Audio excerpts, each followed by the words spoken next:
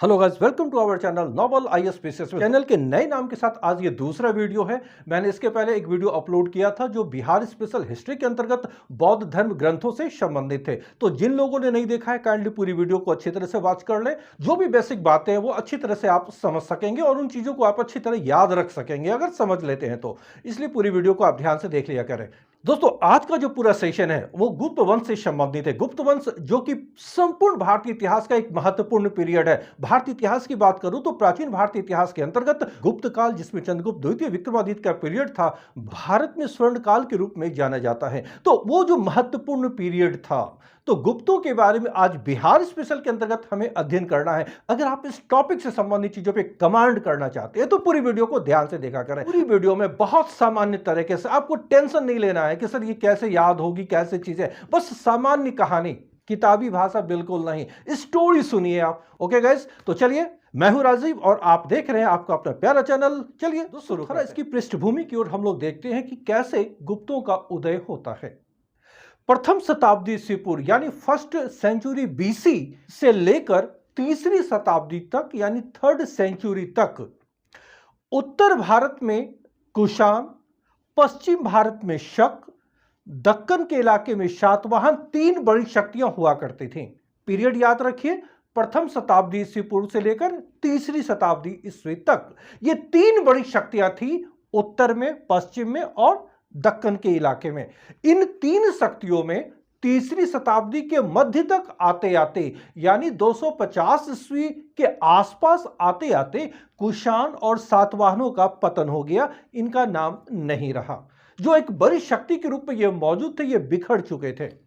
और ऐसे ही हालात में उत्तर भारत के इलाके में, और कह सकते हैं कि पूर्वी इलाके में, पाटलिपुत्र में एक नए राजवंश का उदय होता है जो गुप्त वंश के नाम से जाना जाता है। तो इसकी स्थापना किसने की थी? तो इस गुप्त वंश की स्थापना की थी श्रीगुप्त नामक एक व्यक्ति ने। माना जाता है कि वो कुषाणों के ही सामंत थे। जैसे ही कुषाणों की शक्ति कमजोर पड़ी, इन्होंने अपने प्रभाव का इस्तेमाल किया और एक राजवंश की स्थापना कर दी पाटलिपुत्र में। जैसा कि होता आया है कि बड़े बड़े जो सामंत रहे हैं, राजा की शक्ति जैसे ही कमजोर पड़ी है, अपने इतिहास में पढ़ा होगा, उन्होंने मौके का फायदा उठाया और अपनी राजगद्दी संभाली। ठीक इसी परिपाटी को आगे बढ़ाते हुए श्रीगुप्त ने एक नए राजवंश की नींव डाल दी पाटलिपुत्र में, जो गुप्त वंश के नाम से जानी जाती है। तो श्रीगुप्त ने जिस वक्त इसकी नींव डाली वो समय था 275 ईस्वी, 275 एडी। ठीक है, तो 275 ईस्वी में गुप्त वंश की स्थापना हो जाती है। कहां पर? पाटलिपुत्र में। लेकिन इस समय तक गुप्त वंश का जो वैभव है, जो साम्राज्य का विस्तार है, वो व्यापक नहीं था। बिहार के, विशेष रूप से दक्षिण बिहार और उत्तर प्रदेश का जो पूर्वी इलाके हैं, वहीं तक इनका राज्य सीमित दायरे में मौजूद था। श्रीगुप्त के पश्चात उनका पुत्र घटोत्कच गद्दी पर आसीन हुआ। घटोत्कच के बाद जो गद्दी पर आसीन होते हैं, जो शासक है, वो है चंद्रगुप्त प्रथम। तो चंद्रगुप्त प्रथम के समय से ही वास्तविक रूप में गुप्त साम्राज्य का फैलाव या गुप्त साम्राज्य का उदय आरंभ होता है। और इसलिए कहा जाता है कि गुप्त साम्राज्य का वास्तविक संस्थापक कौन था? तो वो चंद्रगुप्त प्रथम था। इस वजह से कही जाती है। लेकिन संस्थापक की अगर बात आती है, सिर्फ संस्थापक की, तो वो श्रीगुप्त थे, जिन्होंने 275 ईस्वी में गुप्त साम्राज्य की नींव डाली पाटलिपुत्र में। ठीक है ना, यहां पर क्लियर रखिए, मैंने बोर्ड पे लिखा है, लेकिन थोड़ी सी कहानी समझ लीजिए। बिल्कुल शॉर्ट में बता रहा हूं, जितनी जरूरत है बस उतना ही बता रहा हूं, विशेष रूप से अंदर नहीं जा रहा हूं। जहां भी जरूरत होगी भाई उतना ही कोशिश करूंगा। ठीक है ना, आप ध्यान से बस सुनते रहिए, बाद में आप स्क्रीनशॉट ले लीजिएगा। तो ये याद रखिए कि पहले शासक गुप्त वंश के श्रीगुप्त हैं, इसके पश्चात घटोत्कच आते हैं, और जो सबसे महान शासक, जो पहला शासक जिन्होंने गुप्त साम्राज्य के वैभव को फैलाया, साम्राज्य का विस्तार आरंभ किया, वो चंद्रगुप्त प्रथम है। ठीक है, तो अब उनका जो राज्यारोहण होता है, यानी जब वो गद्दी पर आसीन होते हैं, तो वो विशेष वर्ष है, वो है 319 अथवा 320। कई किताबों को आपने पढ़ा होगा कि चंद्रगुप्त प्रथम का जो पीरियड आरंभ होता है, कहीं 319 लिखी गई है, कहीं 320, या कहीं दोनों लिख दी गई है, क्योंकि ये कंफ्यूजन निरंतर बनी हुई है। लेकिन जिस साल वो गद्दी पर आसीन हो, वो चाहे 319 हो या 320, उसी साल एक नई संवत की शुरुआत हुई, एक नए कैलेंडर की शुरुआत होती है, और वो है गुप्त संवत। ठीक है ना। तो गुप्त संवत की शुरुआत कब तो होती है, तो ये याद रखिएगा चौथी शताब्दी के दूसरे दशक में, यानी 319-20 में आकर गुप्त संवत की शुरुआत हो जाती है। और इसकी शुरुआत किसने की, तो चंद्रगुप्त प्रथम ने, और इन्हें ही गुप्त वंश का वास्तविक संस्थापक माना जाता है। तो इनकी उपलब्धि क्या थी, तो जो प्रमुख बातें बस उसी पे आप ध्यान रखिए। इनके संबंध में जो एग्जाम में पूछे जाते हैं इस शासक के विषय में, यानी चंद्रगुप्त प्रथम के विषय में, इनकी जो प्रमुख विशेषताएं हैं, तो उन विशेषताओं की अगर हम लोग बात करें तो ये भारतीय मूल के, ध्यान रहे भारतीय मूल के ये पहले शासक है जिन्होंने भारत में स्वर्ण मुद्राएं जारी की थी। हालांकि स्वर्ण मुद्राएं भारत में पहले भी जारी हो चुकी थी। मालूम होगा कि सबसे पहले भारत में स्वर्ण मुद्रा किसने जारी की, तो हिंद यवन शासकों में। ध्यान से समझ लीजिएगा कि भारत में स्वर्ण मुद्राओं को जारी करने का श्रेय सबसे पहले जाता है हिंद यवन शासक को, यानी वे यवन शासक जो हिंद के इलाके में शासन करते थे, सबसे पहले उन्होंने स्वर्ण मुद्राएं जारी की थी। सर्वाधिक शुद्ध सोने के सिक्के किसने जारी किए, यानी वैसे सिक्के जिनमें सोने की मात्रा सर्वाधिक होती है, किसने जारी किए, तो इसके संदर्भ में कुषाणों का नाम आता है। कनिष्क के काल में ऐसे सिक्के मिले हैं जिसमें सोने की मात्रा सर्वाधिक है। तो सबसे शुद्ध सोने के सिक्के कुषाणों के काल में। सबसे अधिक मात्रा में अगर सोने के सिक्के कहीं ढाले गए, हालांकि उनमें सोने की मात्रा कम है, लेकिन सबसे बड़ी मात्रा में सोने के सिक्के ढाले गए तो वो पीरियड है गुप्त पीरियड या गुप्त साम्राज्य। सर्वाधिक सोने के सिक्के ढाले गए। ये तो पहले शासक है चंद्रगुप्त प्रथम जिन्होंने सोने के सिक्के ढलवाने आरंभ किए। बाद में हम लोग देखेंगे समुद्रगुप्त, चंद्रगुप्त द्वितीय, विक्रमादित्य। दोस्तों इनकी उपलब्धियों की अगर हम लोग बात करें तो बोर्ड पे मैंने लिखा है, उस पर आप ध्यान रखिएगा कि चंद्रगुप्त प्रथम का जो राज्यारोहण का पीरियड है वो कब है, 319 अथवा 320। कब तक, 330। कुछ किताबों में 335 में लिखे गए, क्योंकि हम लोग अभी आएंगे जब इनका पुत्र समुद्रगुप्त गद्दी पर आसीन होता है तो उनके पीरियड के विषय में अलग अलग किताबों में अलग अलग सिचुएशन लिखे गए। इसलिए ध्यान रखिए इतिहास जब आप पढ़ते हो तो कई जगह ये कंफ्यूजन है, तो इसलिए इन चीजों पे आप ना जाए, क्योंकि एग्जाम में अब सिचुएशन पूछी नहीं जाती है, तो उस पर अपना समय जाया ना करें। काइंडली आप लोगों से ये मेरा कहना है, क्योंकि आप एनसीईआरटी पढ़ेंगे और किसी भी अदर ऑथेंटिक बुक पढ़ेंगे ना तो ये पीरियड में फर्क दिखाई देगा। तो उन उलझनों में मत पड़े, क्योंकि अब ऐसे पूछे भी नहीं जाते। आपको विशेषज्ञ नहीं बनना है, आपको रिसर्च नहीं करना है, आपको एग्जाम क्रैक करना है, फाइनली निकालना है, तो ऐसे प्रश्न आते भी नहीं है। तो आप ये ध्यान में रखें, मोटा मोटी जो भी बातें हैं उसको आप फोकस करें। तो चंद्रगुप्त प्रथम का जो पीरियड 320 या 319 को मान के 330 या 35 तक चलते हैं, ठीक है। तो जो प्रमुख बातें हैं, वास्तविक संस्थापक इन्हें ही माना जाता है। इसके पीछे याद रखिएगा ये पहले शासक हैं जिन्होंने एक बड़ी उपाधि धारण की और वो थी महाराज धीराज।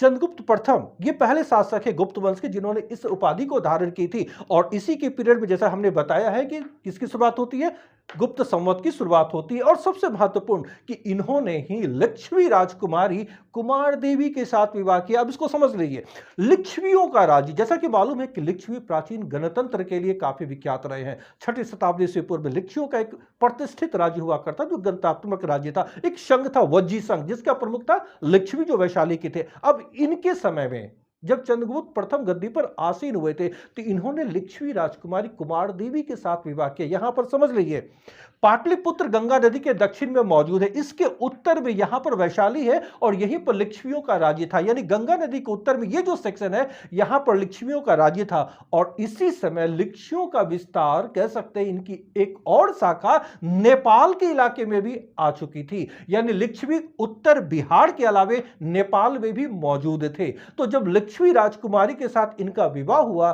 तो ऐसा कहा जाता है कि वैशाली का इलाका इन्हें उपहार स्वरूप मिल गया था, जो चंद्रगुप्त प्रथम है उन्हें मिली थी।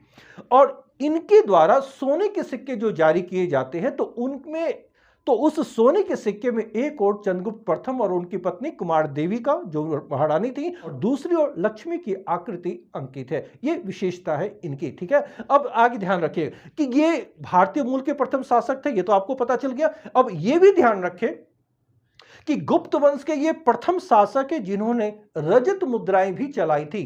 चांदी के सिक्के इन्होंने ही सबसे पहले, गुप्त वंश वाले, ठीक है ना, गुप्त वंश में सबसे पहले चांदी के सिक्के भी इन्होंने ही चलाए थे। तो दोनों तथ्य को याद रखिएगा। गुप्त काल का पहला शासक कौन था जिसने स्वर्ण सिक्के सबसे पहले चलाए, तो वो चंद्रगुप्त प्रथम है। रजत यानी सिल्वर जो चांदी के सिक्के हैं वो सबसे पहले किसने चलवाए, तो वो भी चंद्रगुप्त प्रथम ही हैं। तो ये कुछ प्रमुख तथ्य है चंद्रगुप्त प्रथम के विषय में। इनके बाद अब इनका पुत्र समुद्रगुप्त गद्दी पर आसीन होता है, तो इन्हें समझते हैं, क्योंकि समुद्रगुप्त जिन्हें भारत का नेपोलियन कहा जाता है, इससे आप वाकिफ होंगे, तो उनके बारे में हम लोग अच्छी तरह तो चंद्रगुप्त प्रथम के पश्चात समुद्रगुप्त गद्दी पर आसीन होते हैं, जो चंद्रगुप्त प्रथम के पुत्र हैं। समुद्रगुप्त का जो पीरियड है वो गुप्त वंश के आरंभिक शासकों में सबसे बेमिसाल है। समुद्रगुप्त जिसे भारत का नेपोलियन कहा जाता है, उनकी जो दिग्विजय की अवधारणा थी वो अद्भुत थी। तो आइए सबसे पहले हम लोग ये देखें कि समुद्रगुप्त के विषय में हमें जानकारी का सबसे विश्वस्त स्रोत क्या है। तो प्रयाग प्रशस्ति, ध्यान रखें दोस्तों, प्रशस्ति का तात्पर्य होता है कि किसी के बारे में प्रशंसा में लिखी गई बातें वो प्रशस्ति के रूप में जानी जाती है। तो प्रयाग प्रशस्ति जो है अपने शासक समुद्रगुप्त के विषय में उनके ही सचिव थे हरिसेन, उन्होंने लिखी थी। तो आइए पहले उसे समझते हैं। तो इनके बारे में यानी समुद्रगुप्त के बारे में जानकारी का सबसे विश्वस्त स्रोत हमारा है वो है प्रयाग प्रशस्ति, जो इलाहाबाद में, जो आज प्रयागराज नाम ही हो चुका है, तो प्रयागराज से वो हमें मिले हैं। जो प्रयाग प्रशस्ति है उसे इलाहाबाद स्तंभ लेख के नाम से भी जाना जाता है। तो ये याद रखें कि इसके रचनाकार कौन है, आखिर इस प्रशस्ति को लिखा किसने, तो उन्हीं के सचिव हैं, रचनाकार है हरिसेन के द्वारा ये लिखी गई है। किस लिपि में लिखी गई है, तो इसकी जो लिपि है वो ब्राह्मी लिपि, याद रखिएगा। जो प्रयाग प्रशस्ति है उसकी लिपि ब्राह्मी है, लेकिन भाषा संस्कृत है। अब ये जो प्रयाग प्रशस्ति है, चंपू शैली, जो संस्कृत की चंपू शैली कहलाती है, उसका एक उत्कृष्ट एग्जाम्पल पेश करती है। तो प्रश्न है कि चंपू शैली क्या होती है। तो चंपू शैली का मतलब है कि ऐसी शैली में लिखी गई बातें जिसमें पद्य और गद्य दोनों मिले हुए हों। तो संस्कृत में ये जो लिखी गई है, तो आरंभिक स्टेज में इसमें पद्य है, दोहे के रूप में लिखे गए, इसके पश्चात गद्य है, यानी कि विस्तार से इसके बारे में बताई गई है। तो दोनों चीजों का जो मिला जुला स्वरूप है, इसे ही चंपू शैली कहा जाता है। तो संस्कृत की चंपू शैली का सबसे उत्कृष्ट एग्जाम्पल माना जाता है किसे, प्रयाग प्रशस्ति को। ठीक है, इतनी बातों को आप ध्यान में रखिएगा इस प्रयाग प्रशस्ति के संदर्भ में। इसके पहले मैं ये बता दूं कि समुद्रगुप्त की पीरियड के बारे में बहुत सारे कंफ्यूजन है, लेकिन मैंने जो पीरियड लिखा है आप इसे यकीन करें, इसको मानकर चले। अलग अलग सोर्स पढ़ेंगे आप, एनसीईआरटी की किताब पढ़े, भारतीय वन की किताबें पढ़ेंगे, या फिर आप जो ऑथेंटिक कैसे श्रीवास्तव, जितनी भी किताबें आप देखेंगे ना, सब में अलग अलग इनका पीरियड मिलेगा। इसलिए मैंने पहले ही कहा कि पीरियड को आप त्यागिए, मोटे तौर पे ध्यान में रखिएगा ये शासक कब थे और इनके कार्यों पर फोकस कीजिए, क्योंकि एग्जाम में ज्यादातर प्रश्न वैसे ही आते हैं। ठीक है, तो अब इनके बारे में जो सबसे बड़ी बात है, ये भारत का नेपोलियन कहलाते हैं, यानी एक दिग्विजय की अवधारणा को लेकर वे गद्दी पर आसीन हुए थे। और प्रयाग प्रशस्ति में जो जो बातें कही गई है, अकॉर्डिंग टू प्रयाग प्रशस्ति ही हम लोग आगे बढ़ेंगे। तो इसी में यह ध्यान रखना है कि संपूर्ण गुप्त वंश में केवल, जी हां, केवल समुद्रगुप्त के लिए ही एक उपाधि का जिक्र है, वो है सर्वराजोच्छेता। सर्वराजोच्छेता यानी सभी राजाओं को विजित करने वाला, जीतने वाला, उसका विच्छेदन करने वाला, उसका समूल नष्ट करने वाला, ये उपाधि, ये विरुद्ध धारण करने वाला इकलौता गुप्त शासक है समुद्रगुप्त। याद रखिएगा इसका, और इसका उल्लेख प्रयाग प्रशस्ति में है।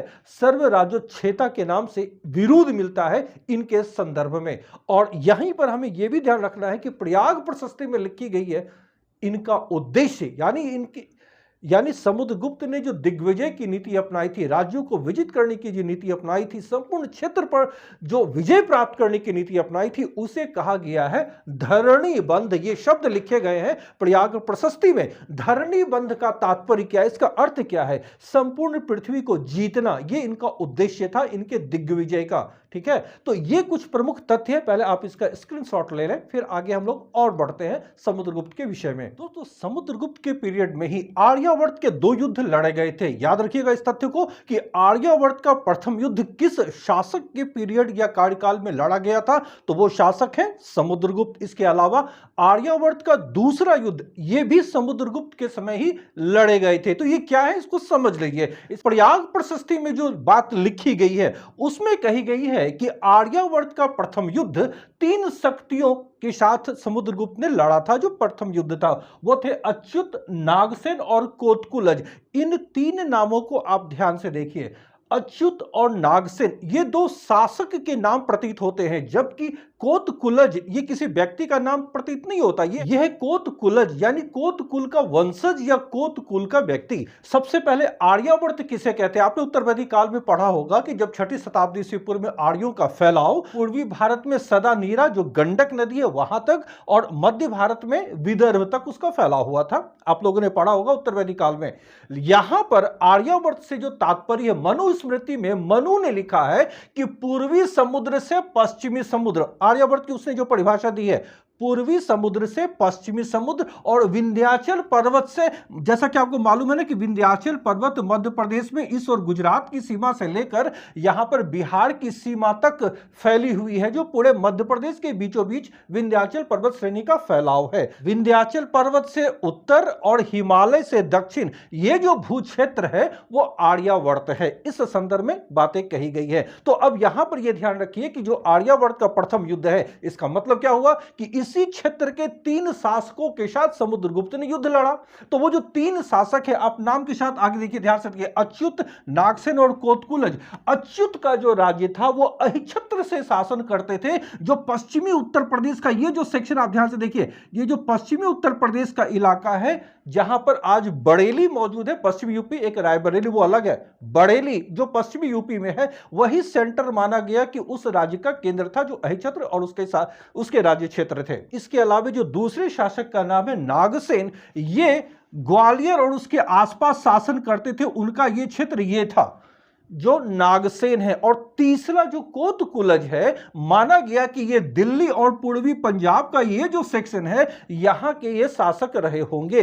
तो इन 3 शासकों के संदर्भ में प्रयाग प्रशस्ति में उल्लेख मिलती है कि आरंभ में समुद्रगुप्त ने इन 3 शक्तियों को परास्त किया और यही कहलाती है आर्यावर्त का प्रथम युद्ध। अब इसके पश्चात वो दिग्विजय पर निकलते हैं। तो प्रयाग प्रशस्ति में ही लिखी गई है कि इसके पश्चात वो पूर्वी भारत से दक्षिण की ओर प्रस्थान करते हैं और दूर दक्षिण तक दिग्विजय का पताका फहराते हुए जाते हैं। प्रयाग प्रशस्ति में दक्षिणापथ के 12 राज्यों का उल्लेख है, जिसके संबंध में कहा गया है कि समुद्रगुप्त ने उस पर विजय प्राप्त की, जो दिग्विजय की, और इसके पश्चात वे उत्तर की ओर लौटे। अब यहां पर ध्यान रखिएगा, जिस समय समुद्रगुप्त दक्षिण की ओर प्रस्थान कर गए थे अपने दिग्विजय के लिए, ठीक इसका फायदा उठाकर इन 3 शक्तियों ने, अच्युत, नागसेन और कोतकुलज, इन तीनों ने फिर से अपने आजादी की घोषणा कर दी, अपनी स्वतंत्रता की घोषणा कर दी। तो समुद्रगुप्त जैसे ही वापस आया, इस बार इन शक्तियों का हमेशा के लिए उन्मूलन कर दिया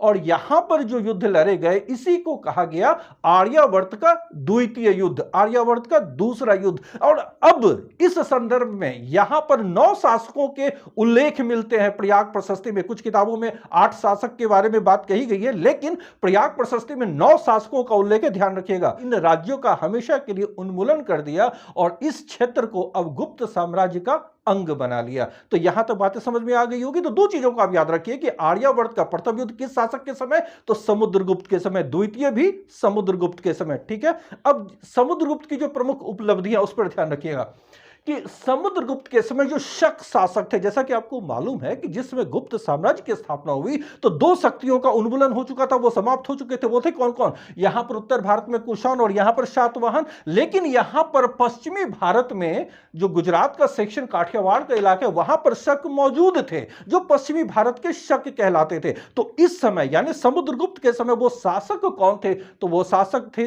रुद्र सिंह तृतीय, शक शासक, जो समुद्रगुप्त का समकालीन है। ठीक है, इसके बाद देखिए समुद्रगुप्त का समकालीन सिंघल द्वीप या लंका द्वीप, जो श्रीलंका का नाम सिंघल या लंका द्वीप है। अगर यहां पर मैं ड्रॉ करूं तो यहां पर श्रीलंका मौजूद है, जैसा आप लोगों को मालूम है श्रीलंका यहां पे मौजूद है। तो यहां के जो शासक थे उसका नाम प्रयाग प्रशस्ति में हमें मिलते हैं मेघवर्ण। याद रखिएगा ये 2 नाम, शक शासक रुद्र सिंह तृतीय समुद्रगुप्त का समकालीन है, तो सिंघल द्वीप या लंका का शासक कौन है? मेघवर्ण। इसके बारे में क्या कही जाती है कि मेघवर्ण ने समुद्रगुप्त से अनुरोध किया था कि बोध गया में बोधि वृक्ष के उत्तर में एक बौद्ध मठ का निर्माण करने दिया जाए और बौद्ध विहार का निर्माण करने दिया जाए, ताकि श्रीलंका से जो बौद्ध भिक्षु बोध गया आते हैं उनके आवास की सुविधा वहां उपलब्ध हो जाए। तो समुद्रगुप्त से परमिशन मिलने के पश्चात इसने यानी मेघवर्ण ने बोध गया में विहार, मालूम है ना कि जहां पर बौद्ध भिक्षु निवास करते थे उसे विहार कहा जाता था, तो बोध गया में मेघवर्ण ने विहार का निर्माण करवाया? किसके काल में? समुद्रगुप्त के काल में। ठीक है, अब आगे देखिए, इसने अश्वमेध यज्ञ का भी आयोजन करवाया था, लेकिन इस घटना का उल्लेख यानी अश्वमेध के संबंध में प्रयाग प्रशस्ति में उल्लेख नहीं है। माना गया कि प्रयाग प्रशस्ति लिखी जा चुकी थी, इसके पश्चात अश्वमेध यज्ञ का आयोजन समुद्रगुप्त ने किया था, क्योंकि बाद के जो सोर्सेज हैं उसमें इसका उल्लेख है कि समुद्रगुप्त ने अश्वमेध यज्ञ संचालित किया था, संपन्न करवाया था। ठीक है, इसके अलावा दो मुख्य तथ्य और याद रखिए कि समुद्रगुप्त ने कविराज की उपाधि धारण की थी, किंतु ऐसी कोई रचना हमें नहीं मिली है जिससे यह लगे कि वास्तव में वो एक कवि था। इसके अलावे एक सिक्के पर, एक मुद्रा पर वीणा बजाते हुए उन्हें दर्शाया गया है, तो इसी से यह अनुमान लगाया कि वो संभवतः संगीत प्रेमी भी थे। इसलिए ये दो तथ्य याद रखिएगा, आप इसका स्क्रीनशॉट ले लीजिए। ये तथ्य से आप ध्यान में रखिएगा, ये समुद्रगुप्त के संदर्भ में है। इसके पश्चात में इसका दूसरा पार्ट लेकर आऊंगा, जिसमें चंद्रगुप्त द्वितीय, विक्रमादित्य, कुमार गुप्त प्रथम और स्कंदगुप्त, इन तीन शासकों के संदर्भ में आप देखेंगे। बस इंपॉर्टेंट चीजों को ध्यान में रखिए। मैं ज्यादा लंबा वीडियो इसलिए नहीं बना रहा हूं ताकि आप रिवीजन यथाशीघ्र करें, चीजों को बार बार मुआयना करें, ताकि आपका कॉन्सेप्ट भी क्लियर होता चला जाए और चीजों को अच्छी तरह आप रिवीजन भी करते चले। तो अगर ये सेशन आपको पसंद आ रहे तो आप इसे लाइक अवश्य कीजिए, दोस्तों को शेयर कीजिए, लोगों को बताएं कि आइए बेहतर कॉन्सेप्ट बनाना हो तो चैनल के साथ जुड़िए, अधिक से अधिक लोगों के बीच चैनल को फैलाइए। ओके गाइस, अगर नहीं है तो चैनल को सब्सक्राइब कर ले और बेल आइकन को भी प्रेस करें ताकि हमारे सारे वीडियोस के नोटिफिकेशन आपके पास सबसे पहले पहुंच सके। मिलता हूं शीघ्र ही नेक्स्ट सेशन में। Till then bye.